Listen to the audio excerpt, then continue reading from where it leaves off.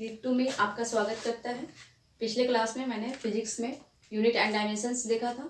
आज मैं आपके लिए हीट चैप्टर सेलेक्ट की हूँ, क्योंकि इससे भी आपके जनरली सारे एग्जाम में क्वेश्चन पूछे जाते हैं और इंटरेस्टिंग टॉपिक है। ठीक है, तो सबसे पहले मैं हीट के बारे में जानूंगी। क्या है हीट? उष्मा। ठीक है, तो हीट एक प्रकार का ऊर्जा है, एनर्जी का रूप है। ठीक है, ऊर्जा है, एनर्जी का रूप है।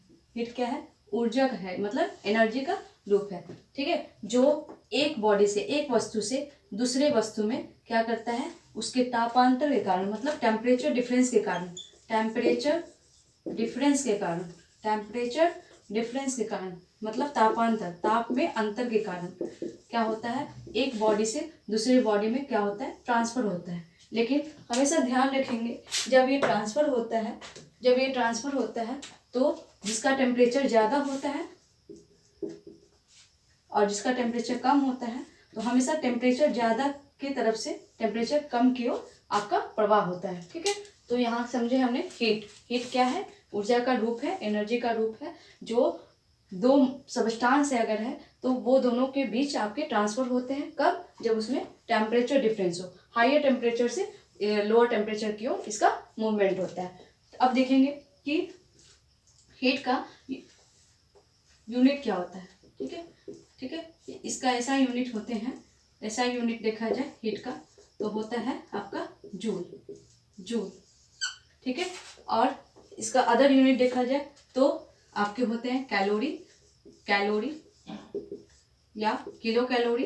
ये सब भी आपका हीट का ही, किलो कैलोरी, इसको हिंदी में भी वही बोलते हैं कैलोरी, किलो कैलोरी, ये भी आपके इसके क्या होते हैं, यूनिट। ठीक है, अब पूछा जा सकता है कि आपका एक जूल में कितना कैलोरी होता है, एक जूल में कितना कैलोरी होता है, तो 0.24 कैलोरी, 0.24 कैलोरी। ठीक है, और वही पूछा जा सकता है एक कैलोरी में कितना जूल होता है, कितना जूल होता है, तो 4.18 जूल, 4.18 जूल। यहाँ पर देखिए, जैसे मैंने इसको बताया कि टेम्परेचर डिफरेंस के कारण आपके एक बॉडी से दूसरे बॉडी में ट्रांसफर होता है। तो यहाँ पर जैसे एज फॉर एग्जांपल, अगर आपने हथेली में एक बर्फ का टुकड़ा रखा तो क्या होता है कि हमारे जो हथेली है उसका टेम्परेचर ज़्यादा होता है और जो बर्फ़ है उसका टेम्परेचर कम होता है। यहाँ चूँकि टेम्परेचर डिफरेंस है तो यहाँ पर जो हीट का प्रवाह होगा हमारे हथेली से उस बर्फ़ के टुकड़े में प्रवाह होगा। इसका मतलब हम हमारे बॉडी से, हमारे हथेली से क्या हो रहा है, हीट ट्रांसफर हो रहा है आपके बर्फ़ में।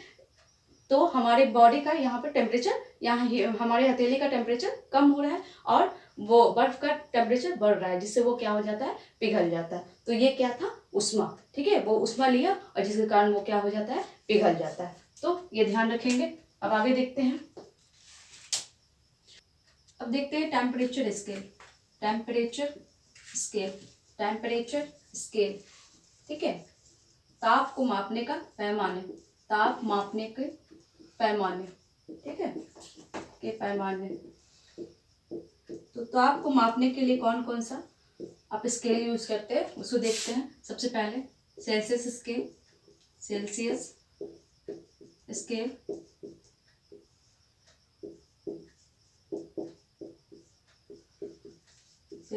स्केल। दूसरा फ़ारेनहाइट स्केल, फ़ारेनहाइट स्केल। ठीक है, फ़ारेनहाइट स्केल।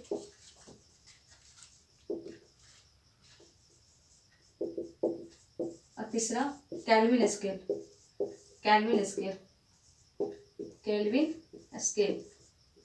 ठीक है, केल्विन स्केल। ये आपके इंपॉर्टेंट है, इससे क्वेश्चन रहते हैं। ठीक है, केल्विन स्केल। अब आपको ध्यान होगा कि जो वाटर का होता है सेल्सियस स्केल में फ्रीजिंग पॉइंट देखेंगे, बर्फ का जो मेल्टिंग पॉइंट होता है 0 डिग्री सेल्सियस होते हैं और बॉइलिंग पॉइंट होता है कितना, 100 डिग्री सेल्सियस। इसी को जैसे इसको दिया है सेल्सियस में 0 डिग्री सेल्सियस, 100 डिग्री सेल्सियस। ठीक है, वाटर का फ्रीजिंग पॉइंट 0 डिग्री सेल्सियस और बॉइलिंग पॉइंट 100 डिग्री सेल्सियस। अब इसी को कन्वर्ट करने के लिए दे देगा केल्विन में क्या होगा, फ़ारेनहाइट में क्या होगा। ठीक है, इस तरह से। तो जैसे केल्विन में इसका हम लोग निकालेंगे तो 0 डिग्री सेल्सियस का हो जाएगा 273 केल्विन, और ठीक है 273 केल्विन और फ़ारेनहाइट में हो जाएगा आपका 373 केल्विन। ठीक है, उसी तरह से इसका आ जाएगा 32 डिग्री फ़ारेनहाइट और ये हो जाएगा 212 डिग्री फ़ारेनहाइट। ठीक है, तो ये आपको ध्यान रखना है। इसके बाद आपके और क्वेश्चन बनते हैं इसमें, जैसे आपको पूछेगा सामान्य मनुष्य का बॉडी टेम्परेचर कितना होता है।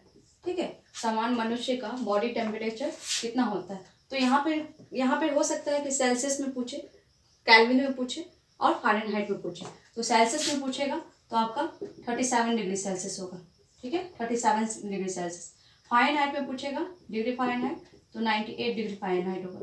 ठीक है, और केल्विन में पूछेगा 310 केल्विन। इसको याद करना तो याद भी कर सकते हैं, लेकिन अगर याद भी नहीं है तो आप इस फार्मूले का यूज़ करके, जैसे इस तीनों का एक फार्मूला है जिसको आप एक दूसरे से इक्वेट करके आप निकाल सकते हैं। जैसे degree Celsius is equal to K minus 273, ये याद रखें, या इसी को चेंज करके के is equal two degree Celsius plus 273।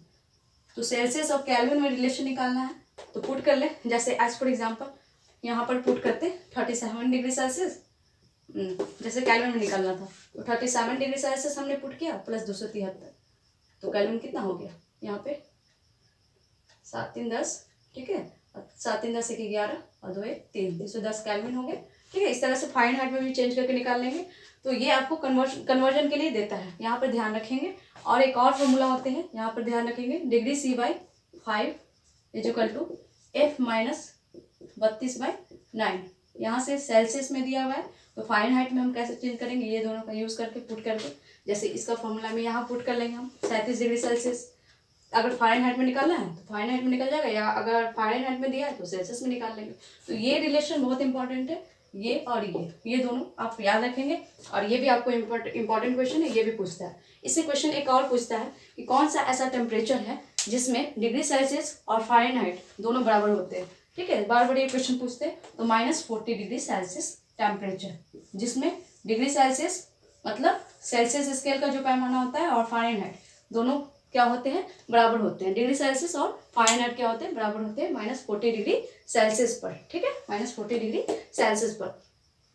एक चीज और है, पूछता है कि सबसे न्यूनतम संभव तापमान कितना हो सकता है। सबसे न्यूनतम संभव तापमान, ठीक है, न्यूनतम संभव तापमान कितना हो सकता है, जिसे परम शून्य ताप भी कहते हैं। परम शून्य ताप। ठीक है, एब्सोल्यूट जीरो टेम्परेचर कितना हो सकता है, ये पूछता है।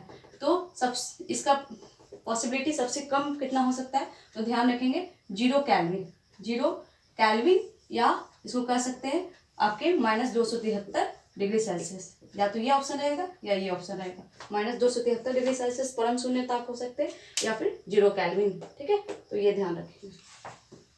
आगे देखते हैं। अब देखते हैं थर्मल एक्सपेंशन।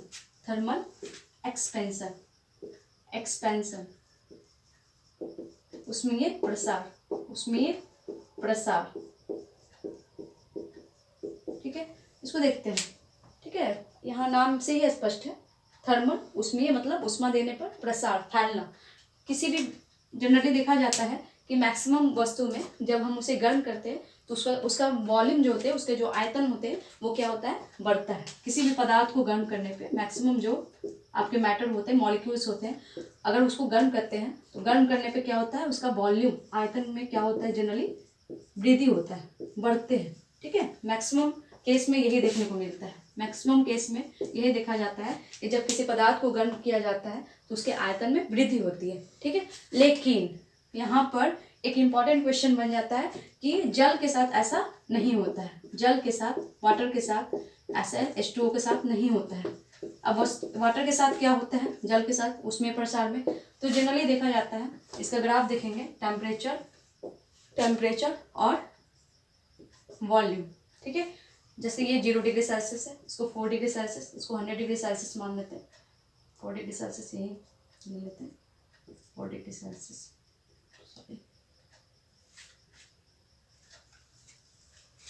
4 degree Celsius.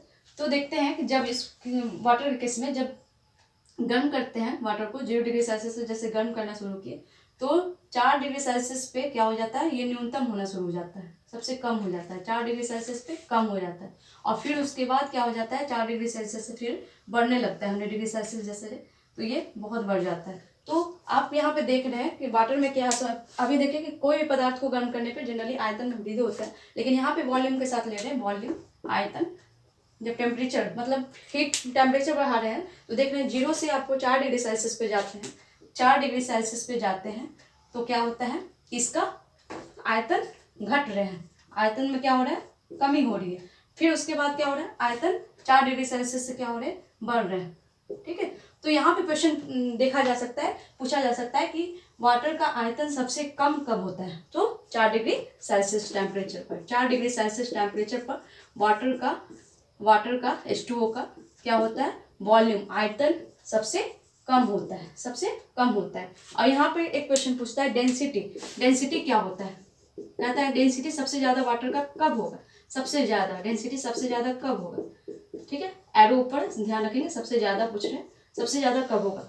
तो density is inversely proportional to volume, क्यों, क्योंकि डेंसिटी इज इक्वल टू होता है मास पर यूनिट वॉल्यूम। तो वॉल्यूम नीचे है, इनवर्सली प्रोपोर्शनल मतलब वॉल्यूम आपका बढ़ेगा तो डेंसिटी घटेगा, वॉल्यूम घटेगा तो डेंसिटी बढ़ेगा। तो यहाँ वॉल्यूम घट रहा है, इसलिए यहाँ पे वॉल्यूम घट रहा है तो क्या होगी, आपका डेंसिटी बढ़ेगा। तो 4 डिग्री सेल्सियस ऐसा टेम्परेचर है जिसमें वाटर का वॉल्यूम सबसे कम होता है और डेंसिटी, घनत्व जो होते हैं इसका ज्यादा होता है। ये इंपॉर्टेंट क्वेश्चन है, ये बार बार क्वेश्चन एग्जाम में पूछे जाते हैं। ठीक है, इसको ध्यान रखिए। तो 4 डिग्री सेल्सियस टेम्परेचर के बारे में एक और क्वेश्चन बनता है, पूछा जाता है कि ठंडे प्रदेशों में जो समुद्री या तालाब और नदी के नीचे जो मछलियां रहती हैं वो जनरली जीवित कैसे रहती है। ठीक है, तो उस पर रहता है कि 4 डिग्री सेल्सियस टेम्परेचर पर जो आपके क्या होते हैं, बर्फ जो होते हैं भारी होकर के, वो क्या होता है, भारी होकर के उस वहाँ पर आपके इसके तल के ऊपर क्या होते हैं, तैरते रहते हैं। ये आपके जो बर्फ होते हैं उष्मा के क्या होते हैं, उष्मा के कुचालक होते हैं, कुचालक होते हैं, जिसके कारण ये अंदर वाले जो वाटर है इसके हीट को बाहर जाने नहीं देता है, जिसके कारण जो जलीय जीव होते हैं वो जीवित रहते हैं। ठीक है, इसको ध्यान रखना है। अब इसके बाद देखेंगे हम लोग transmission of heat, transmission of heat, transmission of heat, transmission of heat.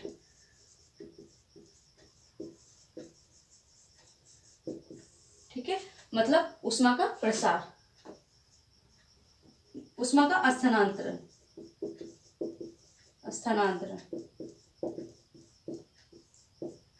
ठीक है, ट्रांसमिशन ऑफ हीट क्या होता है। ठीक है, अभी हम बताए थे कि टेम्परेचर डिफरेंस कारण आप टेम्परेचर, दो बॉडी के बीच अगर टेम्परेचर डिफरेंस होता है तो आपको हायर टेम्परेचर से लोअर टेम्परेचर की ओर क्या होते हैं, हीट का ट्रांसमिशन होता है। ठीक है आपके, तो यहाँ पर देखिए ये 3 मेथड से होता है। एक होता है कन्वेक्शन विधि, कन्वेक्शन मेथड, पहला कंडक्शन विधि, दूसरा कन्वेक्शन विधि, तीसरा आपका रेडिएशन मेथड। ठीक है, चालन विधि, संवहन विधि और विकिरण विधि, विकिरण विधि। ठीक है, तो जो हीट उष्मा का स्थानांतरण होता है 3 विधि के द्वारा देखेंगे, कंडक्शन मेथड के द्वारा, कन्वेक्शन मेथड के द्वारा और रेडिएशन मेथड के द्वारा। ठीक है, कंडक्शन मतलब चालन, इसमें क्या होता है, उष्मा का स्थानांतरण जो होता है कंडक्शन में, इसमें आपके माध्यम के जो कण होते हैं वो एक जगह से दूसरी जगह ट्रांसफर नहीं होते हैं। मतलब हीट ट्रांसफर का वैसा प्रोसेस जिसमें मॉलिक्यूल अपना स्थान परिवर्तन नहीं करता है, वो कौन सा मेथड कहलाता है, चालन मेथड, कंडक्शन मेथड। ठीक है, मतलब इसमें जो मॉलिक्यूल्स होते हैं वो अपना स्थान परिवर्तन नहीं करते हैं, मॉलिक्यूल्स अपना स्थान परिवर्तन नहीं करते हैं। ठीक है, जैसे एज फॉर एग्जाम्पल आप कोई लोहे का छड़ लेंगे, लोहे का छड़ लेंगे, आयरन की रॉड लेंगे, इसको जब एक पार्ट्स में गर्म करते हैं, एक कोर में गर्म करते हैं, तो क्या होता है, कुछ देर बाद आपके दूसरे कोर भी गर्म होने लगता है, धीरे धीरे उष्मा का प्रसार होता है। ठीक है, तो इसके मॉलिक्यूल्स आपके बढ़े नहीं, सिर्फ इसका एनर्जी जो है आपका टेम्परेचर डिफरेंस होने के कारण ये ऑसिलेट करते हुए दूसरे को एनर्जी देते गया और यहाँ तक बढ़ गया, जिसके कारण ये उसमें प्रसार हुआ। ठीक है, उष्मा का स्थानांतरण हुआ। ठीक है, यहाँ से आपको यहाँ तक उष्मा का स्थानांतरण हुआ, लेकिन जो मॉलिक्यूल्स जहाँ पर थे वो वहीं के वहीं रह गए। ये आपका कौन सा मेथड कहलाता है? Conduction method. लेकिन कन्वेक्शन मेथड क्या है? ठीक है, तो कन्वेक्शन मेथड में आपके मॉलिक्यूल्स जो है वो अपना स्थान परिवर्तन करते हैं। मॉलिक्यूल्स जो होते हैं, मॉलिक्यूल्स जो है वो स्थान परिवर्तन करते हैं, स्थान को चेंज करते हैं। ये अपना स्थान परिवर्तन नहीं करेगा और यह स्थान परिवर्तन करेगा। ठीक है, तो यहाँ पे लिखेंगे हीट ट्रांसफर का वैसा मेथड जिसमें आपके उसके मॉलिक्यूल्स जो है अपना स्थान को परिवर्तन करें, वो कहलाएगा कन्वेक्शन मेथड। ठीक है, तो इसमें क्या होते हैं इसका एग्जांपल देखें। एज फॉर एग्जांपल ये क्वेश्चन बनता है कि जनरली जो फ्रीज में है रेफ्रिजरेटर ऊपर की ओर क्यों रखा जाता है? तो ध्यान रखेंगे उसमें ये इसलिए क्योंकि जो नीचे का जो गर्म हवा है हल्की होकर के ऊपर की ओर आती है, और जब वो रेफ्रिजरेटर से टकराती है फिर वापस आपके अपने फिर वहाँ आप पूरे फ्रीज में जा करके पूरे उसको क्या करते हैं, पूरे वस्तु को ठंडा करती है। तो यहाँ पे क्या हुए, यहाँ पे मॉलिक्यूल्स आपका स्थान परिवर्तन किया। ठीक है, वो गैस जो आपके उठे, ठीक है, उठ करके गर्म हवा के रूप में, फिर उसके बाद वो टकरा कर वापस गए, तो मॉलिक्यूल्स अपना स्थान परिवर्तन किया है। इसलिए ये कौन सा मेथड है? Convection method. ठीक है, संवहन विधि द्वारा होता है। ठीक है, अब रेडिएशन देखेंगे। तो रेडिएशन क्या है? इसमें माध्यम की जरूरत नहीं होती है। ठीक है, मतलब मॉलिक्यूल्स की जरूरत नहीं होती, मॉलिक्यूल्स अपना स्थान परिवर्तन नहीं करेगा। ठीक है, माध्यम की जरूरत नहीं होगा। यहाँ पे जो विकिरण मेथड में नाम से ही समझ में आ रहा है, इसमें क्या होता है, इसमें आपके जैसे प्रकाश जो लाइट होते हैं, लाइट, तो वो हमारे पृथ्वी पर विकिरण मेथड के द्वारा ही आते हैं। मतलब ये विद्युत चुम्बकीय तरंग के रूप में आपके आएंगे, अगर विद्युत चुम्बकीय तरंग के रूप में आपके पृथ्वी पर आते हैं, इसलिए ये कौन सा मेथड हुआ? रेडिएशन मेथड, विकिरण मेथड। ठीक है, फिर आगे देखते हैं। तो रेडिएशन मेथड आपने क्या देखा? रेडिएशन मेथड में आपके जो होते हैं विकिरण मेथड में, उसमें आपकी मीडियम की जरूरत नहीं होती है। जैसे हमारे पृथ्वी तक जो लाइट का जो इमिशन आता है वो किस मेथड के तहत आता है? रेडिएशन मेथड, मतलब तरंग के माध्यम से आती है। ठीक है, उष्मा का संचरण किसके माध्यम से होगा? तरंग के माध्यम से। फिर उसके बाद इसी से रिलेटेड एक क्वेश्चन एग्जाम में पूछे जाते हैं कि जनरली गर्मी के दिन में रेगिस्तान में जो होते हैं दिन बहुत गर्म हो जाता है, रात ठंडा हो जाता है। ऐसा क्यों? क्योंकि इसमें ध्यान रखेंगे कि रेत जो होते हैं उष्मा का अच्छा अवशोषक भी है और अच्छा उत्सर्जक भी होता है। ठीक है, तो दिन में ऐसा होता है कि वो उष्मा आसानी से अवशोषण कर लेता है और रात में आसानी से क्या हो जाता है? उत्सर्जन कर देता है। तो ध्यान रखेंगे। फिर एक क्वेश्चन इससे रिलेटेड पूछता है कि प्रेशर कुकर में खाना आसानी से क्यों बन जाता है? तो यहाँ पे भी आपको ध्यान रखना होगा, प्रेशर कुकर में खाना इसलिए आसानी से बन जाता है कि वहाँ प्रेशर बढ़ाने से उसका पानी का क्वथनांक बढ़ जाता है, जिससे वो क्या हो जाते हैं। अब क्वथनांक क्या है? क्वथनांक मैं बताऊंगी। पानी का क्वथनांक बढ़ जाने से क्या होता है? वो खाना जल्दी बन जाता है। ठीक है, फिर उसके बाद ऐसा पूछता है कि गर्मी के दिनों में जो लाइट कपड़े होते हैं, जो लाइट कलर के जैसे वाइट कलर के कपड़े होते हैं, वो पहनना क्यों पहना जाता है? क्योंकि इसलिए ये ध्यान रखेंगे क्योंकि वो उष्मा के क्या होते हैं? प्रवर्तक होते हैं। ठीक है, वो उष्मा अवशोषित नहीं करते, इसलिए वाइट कपड़ा पहनना ज़्यादा आरामदेह होते हैं। ठीक है, फिर उसके बाद आपके पूछे जाते हैं कि जो वाटर होते हैं, वाटर कंटेनर जो घड़े होते हैं, घड़े में आपके जो पानी होता है वो किस प्रोसेस के तहत वो ठंडा होता है? तो घड़े के बाहरी सतह पर छोटे छोटे छिद्र होते हैं, जिससे पानी उसमें आपके क्या होते हैं, उसमें उसके सतह पर रहते हैं और जिसके कारण वो वेपराइज होते रहते हैं, जिसके कारण क्या होता है? वो ठंडा होता है। तो ये सब ध्यान रखेंगे। अब ध्यान रखेंगे पदार्थ का जो कैरेक्टर होता है मैटर्स के, वो 3 तरह का पदार्थ कैरेक्टर होता है। एक होता है सुचालक, एक होता है कुचालक, कुचालक, और एक होता है जो आपका उष्मारोधी। ठीक है, सुचालक जो अपने हीट को आसानी से अपने क्या करने दे? पास होने दे अपने से। और कुचालक मतलब आसानी से पास नहीं होने दे। ठीक है, और ये उष्मा का विरोधी है, मतलब उष्मा को पास नहीं होने देता है, पास ही नहीं होने देता है। तो इसमें सुचालक में कौन होता है? पानी जिसमें आ जाता है। ठीक है, या फिर मानव का शरीर हो गया, मरकरी हो गया, पारा, मरकरी, ये सब आ जाएंगे। कुचालक में कौन सा होगा? लकड़ी आएंगे। ठीक है। उसी तरह से उष्मारोधी में कौन सा आएगा, तो उष्मारोधी में आता है आपका एबोनाइट, ठीक है। अब ध्यान रखेंगे कि मैंने बताया अभी क्वथनांक जिसे बॉइलिंग पॉइंट कहते हैं, बॉइलिंग पॉइंट। तो वह मिनिमम टेम्परेचर जिसमें कोई लिक्विड मतलब कोई द्रव जो होता है, वो मिनिमम टेम्परेचर जिसमें कोई लिक्विड द्रव जो होता है वो गैसियस अवस्था में चला जाता है, गैस अवस्था में कन्वर्ट हो जाता है, वो कहलाता है उसका बॉइलिंग पॉइंट, ठीक है, बॉइलिंग पॉइंट, ठीक है। और इस प्रोसेस को कहते हैं बॉइलिंग प्रोसेस, ठीक है। तो यहाँ पे ध्यान रखेंगे द्रव को गैस में परिवर्तन होना, जैसे वाटर को जब गैस में परिवर्तन करना है, मिनिमम टेम्परेचर 100 डिग्री सेल्सियस लेते हैं, तो ये क्या होता है, ये होता है क्या, ये आपके वाटर वेपर्स के रूप में कन्वर्ट हो जाते हैं, H2O। उसी तरह से बॉइलिंग पॉइंट हुआ, बॉइलिंग जो टेम्परेचर हुआ, बॉइलिंग पॉइंट क्वथनांक बिंदु, ठीक है। उसी तरह से मेल्टिंग पॉइंट होता है, मेल्टिंग पॉइंट। तो वह मिनिमम टेम्परेचर जिसमें कोई ठोस अवस्था सॉलिड जो है वो पिघल करके मेल्ट होकर के किस में बदल जाता है, लिक्विड द्रव अवस्था में परिवर्तित हो जाता है, वो उसका मेल्टिंग पॉइंट कहलाता है। और इस प्रोसेस को क्या कहते हैं, इस प्रोसेस को कहते हैं मेल्टिंग, ठीक है, मेल्टिंग प्रोसेस, ठीक है। अब देखेंगे वेपोराइजेशन प्रोसेस क्या होता है, वाष्पीकरण, ठीक है। तो जो पानी का सतह होता है उससे आपका क्वथनांक बिंदु से कम में अगर वो लिक्विड से गैस में कन्वर्ट हो रहा है, गैसेस फॉर्म में कन्वर्ट हो रहा है, तो वो कहलाता है वेपोराइजेशन, ठीक है, वो कहलाता है वेपोराइजेशन। ये जनरली क्वथनांक बिंदु से कम होता है, वेपोराइजेशन, वाष्पीकरण, ठीक है। तो पानी का वाष्प के रूप में परिवर्तित होना ही वेपोराइजेशन होता है, ठीक है। फिर कहते हैं कंडेंसेशन पॉइंट, संघनन बिंदु, ठीक है, संघनन बिंदु। तो जैसे मैंने दिया यहाँ पर कि लिक्विड से गैस, द्रव को गैस, इसका अपोजिट जब हम करेंगे तो अपोजिट मतलब गैस से द्रव, जब इसको ठंडा करेंगे तो वापस क्या हो जाता है, ठंडा करने पर, फ्रीज करने पर, ठंडा करने पर क्या होता है, वो द्रव में परिवर्तित हो जाता है। तो आपको वो मिनिमम टेम्परेचर जिसपे आपका जो गैसेस फॉर्म ऑफ सब्सटेंस होते हैं वो ठंडा करने के बाद फ्रीज करने पर क्या हो जाता है, वो लिक्विड में कन्वर्ट हो जाता है, वो कहलाता है क्या, कंडेंसेशन पॉइंट, ठीक है। और संघनन बिंदु या फिर उस प्रोसेस को कहेंगे संघनन। तो ये सब आपको धीरे छोटा छोटा पॉइंट है, इसको ध्यान रखेंगे। एक और देखेंगे इसके बाद लैटेंट हीट ऑफ फ्यूजन और लैटेंट हीट ऑफ वेपोराइजेशन।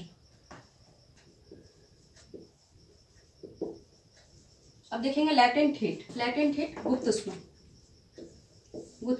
उष्मा, ठीक है। जब पदार्थ का एक अवस्था से दूसरे अवस्था में एक फिक्स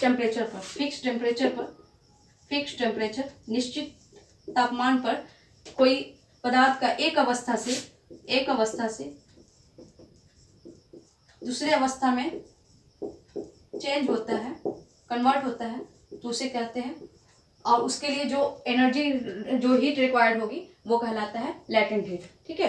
तो पदार्थ एक निश्चित टेम्परेचर पर, एक फिक्स टेम्परेचर पर पदार्थ के एक अवस्था से दूसरे अवस्था में कन्वर्ट करने के लिए जिस हीट की रिक्वायरमेंट होती है उसे लैटेंट हीट कहते हैं। ये दो तरह के होते हैं, एक होता है लैटेंट हीट ऑफ फ्यूजन, मतलब गलन का गुप्त उष्मा, ठीक है। और एक होता है लैटेंट हीट ऑफ वेपोराइजेशन,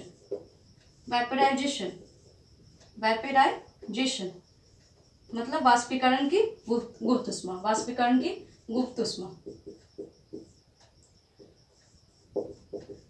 गुप्त उष्मा, मतलब यहाँ पे अगर कोई ठोस वस्तु है, ठीक है, उसको गलाने के लिए, मतलब मेल्ट करने के लिए, फ्यूजन करने के लिए, द्रव अवस्था में परिवर्तित करने के लिए, जिस एक फिक्स टेम्परेचर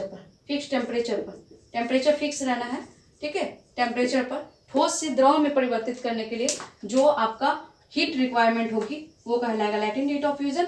और उसी तरह से वाष्पीकरण, एक निश्चित टेम्परेचर पर द्रव को गैस में परिवर्तित करने के लिए जिस हीट की रिक्वायरमेंट होगी वो कहलाएगा latent heat of vaporisation. As for example water, अगर वाटर है आपको ये आपका सॉलिड फॉर्म में है, मतलब सॉलिड फॉर्म मतलब ये आइस के रूप में है, इसको गलाने के लिए हमें कितना 80 किलो कैलोरी देना पड़ेगा गुप्त उष्मा, ठीक है। आपको 80 किलो कैलोरी देंगे तब जाके वो प्रति ग्राम आपका चेंज होकर क्या बनाएगा, वाटर किस फॉर्म में, लिक्विड फॉर्म में, ठीक है। और उसी तरह से 540 किलो कैलोरी इसमें देखिए H2O जब वेपर फॉर्म में है, लिक्विड फॉर्म में है, इसको वेपर में कन्वर्ट करना है, वेपर में कन्वर्ट करना है, ठीक है। तो इसमें कितना चलेगा, 540 किलो कैलोरी देते हैं, तो ये किस फॉर्म में चेंज हो जाता है, वेपर फॉर्म में। अब ध्यान रखेंगे यहाँ पर ये आपका 0 डिग्री सेल्सियस टेम्परेचर आइस का है, तो ये भी 0 डिग्री सेल्सियस है, लिक्विड में कन्वर्ट हो गया। ये 100 डिग्री सेल्सियस वाटर है, तो ये भी 100 डिग्री सेल्सियस में आपका वेपर फॉर्म में है, ठीक है। तो अब यहाँ से एक क्वेश्चन ध्यान रखेंगे, टेम्परेचर फिक्स है, ठीक है, सिर्फ इसमें हीट एनर्जी जो है अमाउंट उसका बढ़ गया। मतलब अगर आप आइस लिए हैं और एक आप वाटर का पानी के फॉर्म में रूप में लिए हैं, लिक्विड फॉर्म में लिए हैं, तो आप में किस में एनर्जी ज़्यादा होगा, इस लिक्विड फॉर्म में। और उसी तरह से आप इसमें लीजिएगा तो लिक्विड के सापेक्ष ये जो गैसेस फॉर्म में, वेपर फॉर्म में है, इसमें एनर्जी 540 किलो कैलोरी आपके ज़्यादा होते हैं। तो यहाँ पर ध्यान रखेंगे, एक क्वेश्चन इससे बनता है कि जब आपके जैसे रोटी पका रहे हैं, तो रोटी जब आपके पकाने वक्त वो आपके जो वेपर्स जो लगते हैं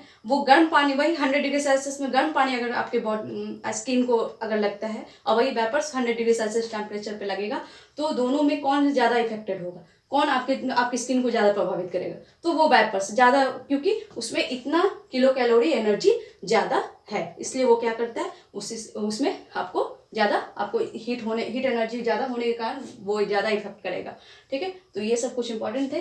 तो आज इतना ही चैप्टर ये आपका समाप्त होता है हीट का। अब अगले क्लास में देखेंगे, न्यू चैप्टर के साथ आएंगे।